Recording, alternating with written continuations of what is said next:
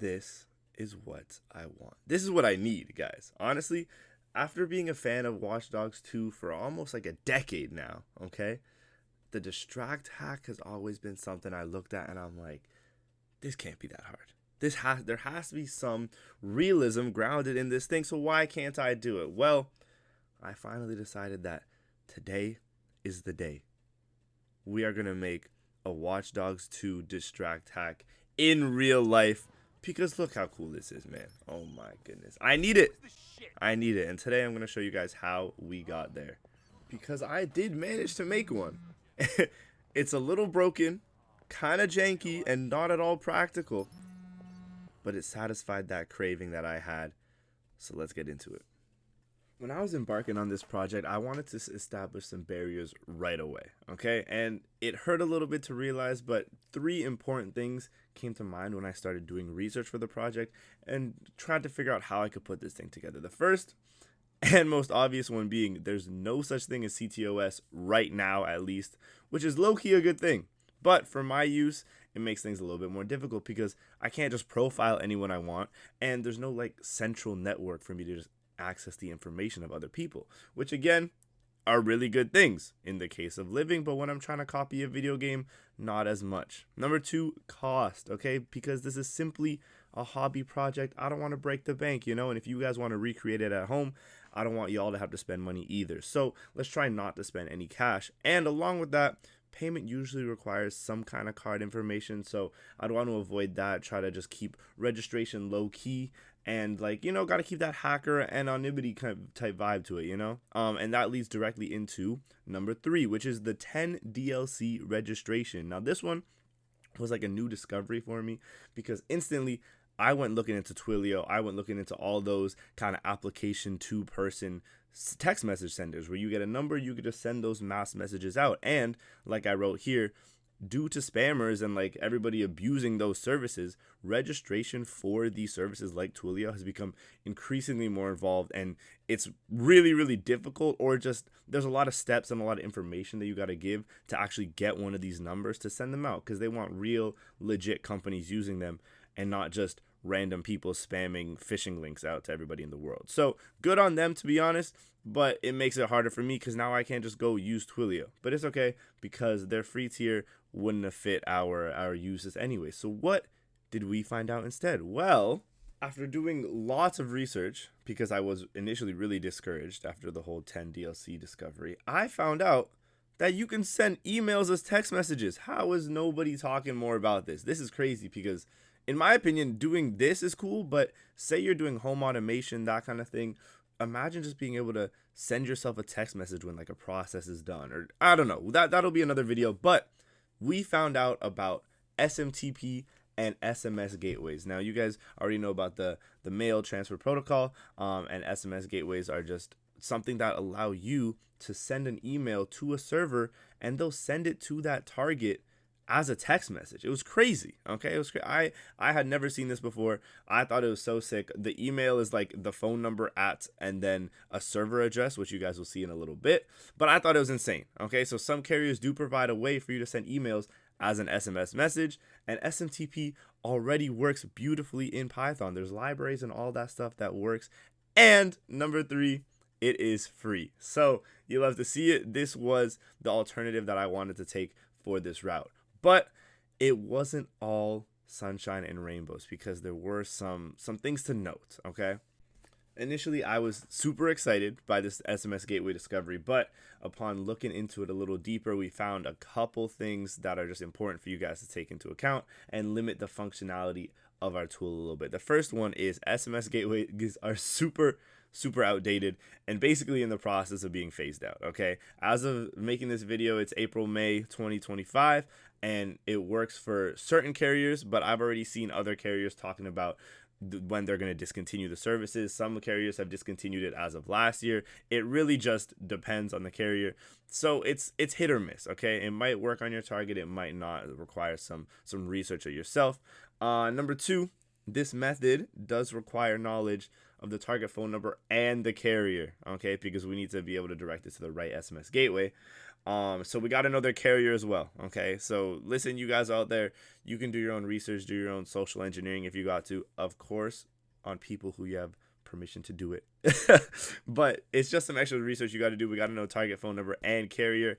And number 3, this one's kind of just annoying, to be honest, and there's no way for the SMS gateway to tell us whether or not the text message went through. So you got to just send this message and then pray. You know what I mean? You just got to hope that it goes through. It's really easy to tell when you're testing it on yourself. Like, I can see whether or not I got the text message. But when you're trying it on your target, you kind of just got to send it and then hope that it works. Okay? And that's the best you're going to get right now. From this method, that's the best we can find. So with all that in mind, our prototype Watch Dogs 2 hack is ready to be made. So let's just do a quick little overview of the code first. It's not a technical, we're not doing no tutorials around here. I just want to show you guys kind of what it is, and then I'll show you how it works. Let's do it, guys. Let's do it. Okay, so we are here in VS Code. Like I said, this is not like a crazy in-depth technical video. I just want to give you guys a quick overview on how it works. If you want me to share the GitHub or just do a tutorial on how it works in depth so you guys can use it at home, let me know in the comments and I will do that for you. But quick and easy, this first section over here is just for you to put your sender information. Okay, so what you need is your email address that all the text will be coming from, the password for that email. So ones like Gmail let you set an app specific password, so you can have like an email that you made up specifically for this. Okay, make sure it fits the scenario, and then you can have a password that's different from your main password just to be used in this app. It's actually really cool. And then your sender server. So this is going to be the address that you're going to be sending it from. So I put an example here. If it's from Gmail, then it's going to be this server here. Okay. Next, we have the list of providers. So this is just a default list that I put in here. You guys feel free to add some more in there for yourselves. Let me take this little space out there. So this one, I just put Bell and then like the little server address, AT&T, so on and so forth. Okay, so these are the server addresses that I would talk about. Okay, so your actual final target is going to be phone number at one of these things here. Okay, so if your target's using Telus, you'd use this one. If your target's using Rogers, you do this one. Okay, I was only able to test it on like 1 or 2 because obviously I don't have every phone carrier in the world. So you guys will have to go vet it for me. I'm sorry if it doesn't work. Like I said, some of them are going out of commission. Okay, so my bad. But you guys feel free to add some more in there for your own custom use. Okay, next up I got a message list just of a bunch of message templates. It does allow you to enter your own custom messages, but these are just if you want like a quick and easy message to fire off. I even kept a test message in there for you just to try it out. Okay, so that's it really. I put some fancy designs in here for you. The rest is kind of just functionality stuff, and you guys will see it work in action when we run it right now. Okay, so like I said, if you guys want a more in-depth overview, let me know in the comments, but that's all we're going to talk about right now. Okay, all we're going to talk about. Let's try this thing out. All right, so before I put my credentials in and we actually run through a test notification send, I just want to show you guys the interactive mode, because this one runs in 2 different modes, quick mode and interactive mode. I built interactive mode kind of as like a tutorial to teach you guys how it works. So obviously if you hit -H, you'll get your little help screen, and we can see here that it says interactive. So if we go back, we change it to interactive, it'll literally walk you through step by step. And I'm just showing you guys this so you understand what's happening behind the scenes when we do it in quick mode. So first, got to enter the target's phone number. Let's just do 1 2 3 4 5 6 7 8 9 0. Okay, then it brings up that list of providers that we saw earlier. So let's just pretend that we're hitting Rogers. Okay, boom, Rogers. Okay, now we got to select a message template, or we can enter a custom message. So for this case, let's just use, I don't know, delivery. Okay, we'll use delivery, enter that. Perfect. So now we get our final kind of review. So you can see how it puts our target together. Phone number at server address right there, and then the message, just by saying delivery, as we saw earlier in the little dictionary, just by putting delivery, we get the whole delivery message. So this address will be receiving an email that'll go through as a text message with this content in it. Okay, obviously right now I don't have any credentials in, so it's not going to work. So we're just going to hit N. Boom. Now let's clear this out. Oops, let's clear this out, and let's try doing it in quick mode with actual credentials in. I'll start a screen recording on my phone and we'll see what happens. So to do it quick mode, we'll do it exactly like we saw before. Distract, and then we'll put in -H. And we can see that over here. So now I have my sender email and all that information already in the script. And now we can just do it in quick mode. So we go back, we'll do a -T, okay? -T is where we put our target phone number. So I'm obviously gonna have to block this out. You guys are just gonna have to trust me that I put my phone number in there, along with our provider, -P and then provider, okay? So we can put whatever provider your target has in there. And then finally, -M for the message, okay? And we'll just use the same delivery as last time. Okay, now before I hit send on this, let me start a screen recording on my phone there so you guys can see it actually come through, okay?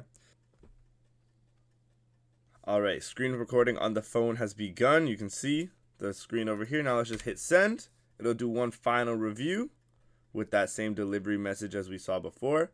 Now let's just hit yes. And let's see what happens. It's gonna wait, it's gonna send it out, and then you know that the mission is complete when we see a nice fancy little animation that we put in there. So let's just wait a second. Boom, animation hit, ding. And let's see what happens on the phone. Boom, right away. I love that it happens like right after the animation too. Beautiful. Okay, absolutely beautiful. So the sender of this message will be that email address that you got configured in the script. So just make sure that it's not your personal email. For my testing, I'm using my personal email, but if I was actually to use it, obviously I wouldn't, right? That's not what you want to do. So there you go. It works, okay? So just like that, I call that a win, okay? It may have a couple hoops you got to jump through, but for a first edition, I call that a win at a real life Watch Dogs 2 distract hack, okay? It made me super happy to put this together. I'm so happy I got to share it with all y'all. I know it's a little bit a different kind of video for the channel, but I just had to share it, you know? I love this game. I'll probably try to do some more Watch Dogs 2-esque projects down the line. But for this one, I call it a win. If you guys know anything that I don't, maybe some better ways to implement this, something more reliable than the SMS gateways, all that, please let me know in the comments. Shoot me, like, whatever, bro. Just help a brother out, okay? Because I thought this was sick, but it definitely has some steps to it that could be avoided, you know? Could make it a little easier. But if you guys, like I said earlier, want a more in-depth video, maybe want me to just plug the GitHub repo so you guys can use it at home, let me know in the comments and I will help you out. But for now, that is all I got. So hit all those buttons down below except the thumbs down, and we'll see you in the next video. Thank you guys very much for watching.